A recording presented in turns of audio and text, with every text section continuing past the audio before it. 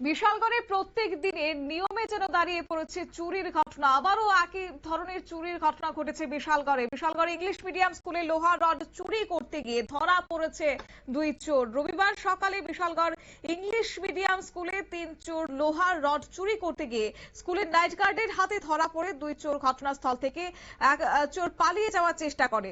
পরবর্তী সময়ে খবর দেওয়া হয় বিশালগড় থানায় এবং পুলিশ ঘটনাস্থলে ছুটে এসে দুই চোরকে আটক করে থানায় নিয়ে আসে। তবে বিশালগড়ে বৃদ্ধি পাচ্ছে চোরের হিড়িক। প্রশাসন এখন নীরব দর্শকের ভূমিকায়, এমনই অভিযোগ তুলছে স্থানীয়রা। কি রয়েছে বিস্তারিত এই প্রসঙ্গে শুনুন। এখানে আমি সকাল 6টাতে দেখি দুটো ছেলে এখানে দাঁড়ায়, আরে 3জন আসলো, একজন গেছে গা।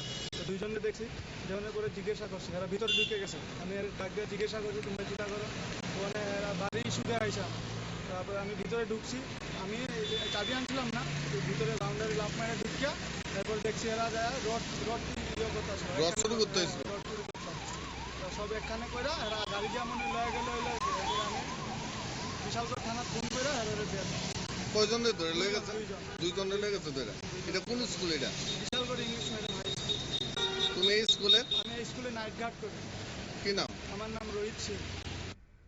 আপনারা শুনলেন সেই বিশালগড় স্কুলের নাইট গার্ডের অভিযোগ এবং বললেন যে রাতের অন্ধকারকে কাজে লাগে তারা রড চুরি করতে এসেছিল এবং সাত সকালে তাদের একটা ধরা পড়েছে দুই চোরকে। যদিও তৃতীয় সেই চোর পালিয়ে যেতে সক্ষম হয়েছে, কিন্তু প্রশ্ন হচ্ছে বিশালগড়ে প্রত্যেক দিনের এই ঘটনা কবে নাগাদ সেটা নিয়ন্ত্রণে আসবে? প্রশাসন কি করছে? পুলিশই বা কেন সেখানে দায় হেলা ভাব রাখছে রীতিমতো, সে নিয়ে কিন্তু অভিযোগ থেকে যাচ্ছে বিশালগড়ের বাসিন্দাদের মধ্যে। এবং একদিকে অনুমান করা হচ্ছে নেশার টাকা জোগাড় করতে গিয়ে এই চুরির ঘটনা দিনকে দিন বেড়েই চলেছে।